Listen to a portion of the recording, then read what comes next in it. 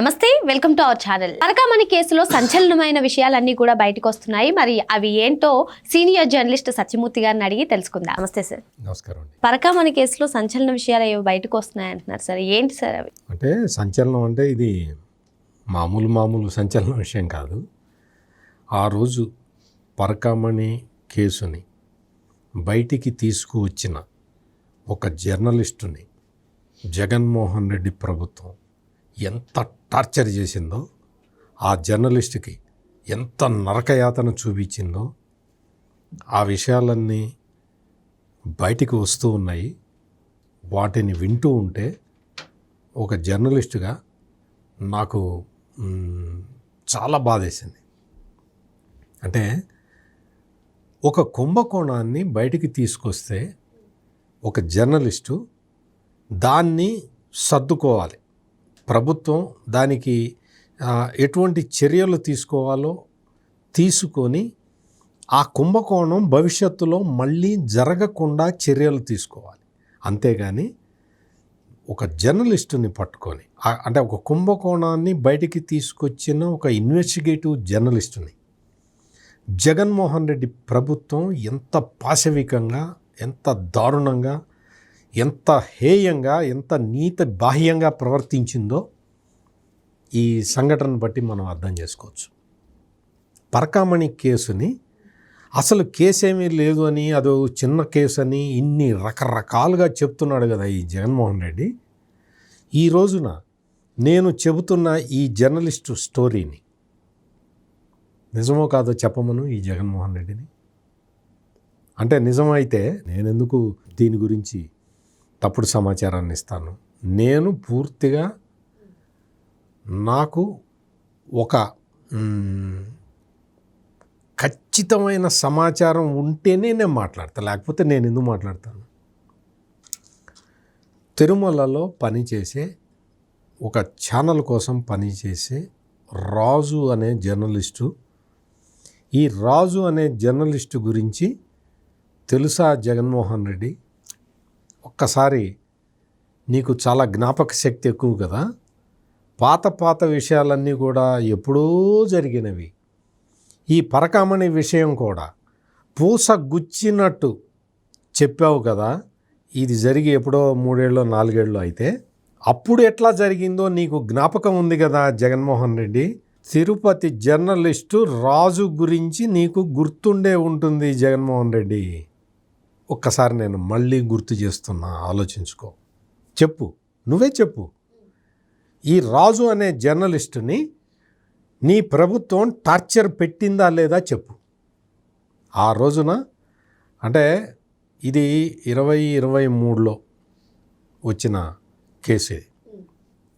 ఆ రోజున ఒక టీవీ జర్నలిస్టు, రాజు అనే టీవీ జర్నలిస్టు ఈ పరకామణిలో దొంగతనం జరుగుతున్నది అని చెప్పి గ్రహించి దాన్ని తన ఛానల్లో ప్రసారం చేశాడు. పరకామణి నుంచి ఏ విధంగా దొంగతనం జరుగుతున్నదో అతను చూపించాడు. దానికి సంబంధించిన పూర్తి సమాచారాన్ని ప్రజల ముందర ఉంచాడు. ప్రజల ముందర ఉంచిన తర్వాత ఏం జరిగిందో తెలుసా? ఎవరైతే పరకామణిలో డబ్బులు కొట్టేశాడో రవికుమార్ అనే అతను, ఈ రాజు అనే అతనికి 10,000 రూపాయలు డబ్బులు వేశాడు. ఆయన అకౌంట్లో డబ్బులు వేశాడు. ఆయన అకౌంట్లో డబ్బులు వేసిన తర్వాత వెంటనే ఆ రాజు ఎవరిది ఈ ఫోన్ నెంబరు, ఇతను నాకు 10,000 ఎందుకు పంపించాడు అని తెలుసుకోవటానికి ఆ నెంబర్కి కాల్ చేశాడు. సార్ రాజుగారు, మీ నెంబర్ నుంచి 10,000 డబ్బులు వచ్చాయి, ఎందుకు పంపారండి? నువ్వెవరు, నువ్వు నాకు 10,000 ఎందుకు పంపించావు అని అడిగితే అవతల వ్యక్తి ఏం చెప్పాడు అంటే, దయచేసి మా పరువు కాపాడండి. మీరు 10,000 ఎందుకు పంపారండి నాకు అకౌంట్కి? ఎలాగైనా ఏమండి, నా పరువుని మీరు బయట పెడుతూ ఉన్నారు, అట్లా బయట పెట్టకుండా ఉండటానికి నేను మీకు 10,000 రూపాయలు ఇస్తున్నాను అని అవతల వ్యక్తి చెప్పాడు. ఆ అవతల వ్యక్తి ఎవరు అంటే రవికుమార్. ఏంటి తమాషాలు చేస్తున్నారా? డబ్బులు ఎవడో అడిగాడు మిమ్మల్ని, డబ్బులు ఎవడు పంపించాడు, ఎందుకు పంపించారు మీరు? అకౌంట్లో డబ్బులు పంపించేది ఏంటి? ఏంటి తమాషాలు చేస్తున్నారా ఏంటి? మీ చావు తెలివితేటలు నా దగ్గర వాడకండి. I lodge a complaint against you. Okay.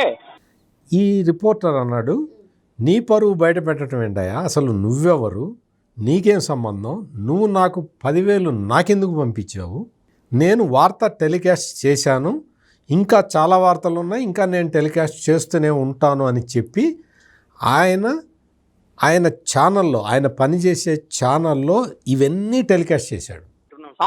Okay అండి, కాపాడాలి అంటే మీరు వచ్చి మాట్లాడండి, వాయిస్ ఇవ్వండి, మీ సమస్య చెప్పండి. డబ్బులు ఎందుకు పంపిస్తాను అకౌంట్కి మీరు 10,000?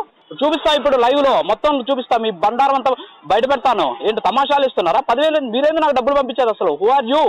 ఈ సమస్య నుంచి మనం కాపాడమంటే అంటే తన అకౌంట్కి 10,000 పంపించిన రవికుమార్ స్క్రీన్ షాట్లు చూపించాడు. ఫోన్ చేసి మాట్లాడిన రవికుమార్తో మాట్లాడిన వాయిస్ మొత్తం బయటపెట్టాడు.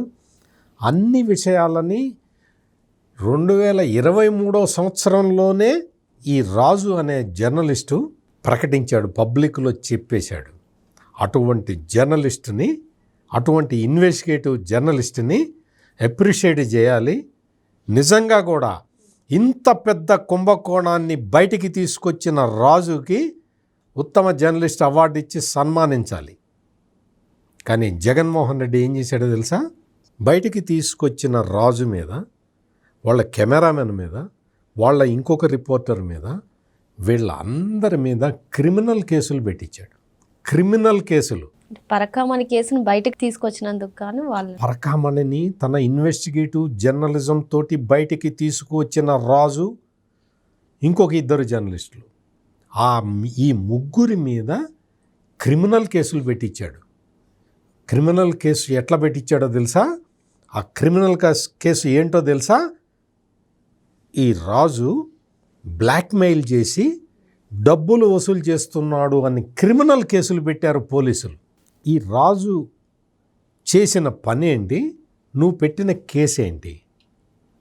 పరకామణిలో చోరీ జరిగింది, స్వామివారి ఆస్తులు కొట్టేస్తున్నారు అని చెప్పి రాజు దాచిపెట్టలేదే తనకు తెలిసిన నిజాన్ని. తను పనిచేస్తున్న ఛానల్లో టెలికాస్ట్ చేశాడే. ఆ తర్వాత రవికుమార్ 10,000 రూపాయలు పంపిస్తే వెంటనే ఆ విషయాన్ని కూడా ఛానల్లో టెలికాస్ట్ చేశాడు కదా. ఇంకా డబ్బులు ఎక్కడ వసూలు చేశాడు? ఎవరి దగ్గర వసూలు చేశాడు? ప్రీ ప్లాన్డ్ గానీ ఈ 10,000 కూడా కావాలనే పంపించారు. ఎగ్జాక్ట్లీ, చాలా కరెక్ట్గా చెప్పారు మీరు. ముందు ఈ రాజుని ముందు ఇరికించాలి అన్న ఉద్దేశంతో అతనితోటి, రవికుమార్ తోటి 10,000 రూపాయలు రాజు అకౌంట్లో వేయించి వెంటనే పోలీసులు కేసు రిజిస్టర్ చేసి మనీ ఎక్స్టార్షన్ కేసులు పెట్టి రాజు అతని 2 కొలీగ్స్ని అరెస్ట్ చేయించాడు ఈ జగన్మోహన్ రెడ్డి. ఇదా జగన్మోహన్ రెడ్డి నీతి? జర్నలిజం గురించి మాట్లాడుతున్నావు, నీ సాక్షి పేపర్ ఎడిటర్కి నోటీస్ ఇస్తే మాట్లాడుతున్నావు, పుంఖానుపుంఖాలుగా రాసుకుంటున్నావు, జర్నలిస్టులకు అన్యాయం జరుగుతుందని రాసుకుంటున్నావు, జర్నలిజానికి ఇది ఆ దుర్గతి అని రాసుకుంటున్నావు. జర్నలిస్టు రాజు, ఇన్వెస్టిగేటివ్ జర్నలిస్టు రాజు ఏం తప్పు చేశాడని నువ్వు క్రిమినల్ కేసులు పెట్టావు. కేసు పెట్టడం, 41A నోటీస్ ఇవ్వటం, ఆ నోటీస్కి అతను ఏం సమాధానం ఇస్తాడో చూడటం, ఇటువంటి పనులు కూడా లేకుండా డైరెక్ట్గా రాజుని రిమాండ్లోకి తీసుకున్నావు. ఇదేనా జగన్మోహన్ రెడ్డి నువ్వు జర్నలిస్టులకు చేస్తున్నది? నీ అవినీతి అక్రమాలని బయటికి తీసుకొచ్చినందుకు నీ పోలీసులతోటి ఇంత హెరాస్మెంట్ చేయించావు ఒక జర్నలిస్ట్కి. ఈ రోజున ఏమైంది?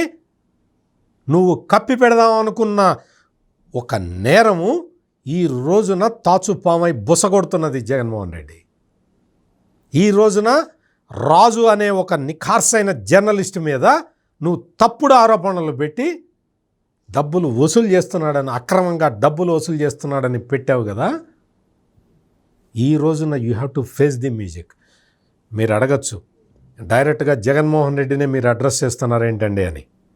జగన్మోహన్ రెడ్డికి తెలియకుండా, జగన్మోహన్ రెడ్డికి చెప్పకుండా, జగన్మోహన్ రెడ్డి ఈ పరకామణిలో జరిగిన ఉదంతం మొత్తం జగన్మోహన్ రెడ్డికి తెలియకుండా ఇవన్నీ జరుగుతాయా?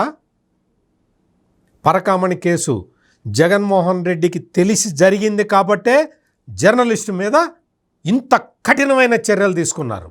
ఇంత తప్పుడు కేసు, పచ్చి తప్పుడు కేసుని పెట్టి ఆ జర్నలిస్టుని తీసుకెళ్ళి లక్కపులో పడేశారు. ఇవన్నీ జగన్మోహన్ రెడ్డికి తెలియకుండా జరగటానికి ఆస్కారం ఉంటుందా, అవకాశం ఉంటుందా?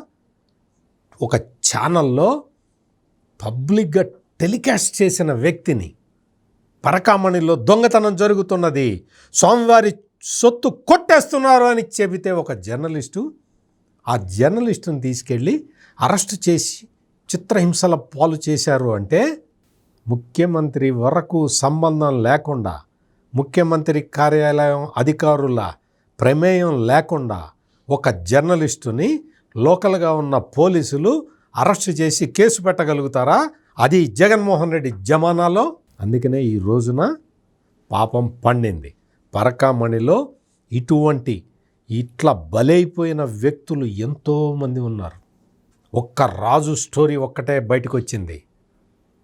ఈ ఒక్కటే ఎందుకు చెప్తున్నాను అంటే ఇంకా చాలామంది ఉన్నాయి. చాలామంది పరకామణి కేసుకు సంబంధించి ఈ జగన్మోహన్ రెడ్డి కార్యాలయము, భూమన కరుణాకర్ రెడ్డి, వైవి సుబ్బారెడ్డి, ధర్మారెడ్డి వీళ్ళందరి ప్రమేయంతో ఎంతోమంది జీవితాలు నలిగిపోయినాయి. మరో అంశంతో మళ్ళీ కలుద్దాం. Thank you sir. నమస్కారం.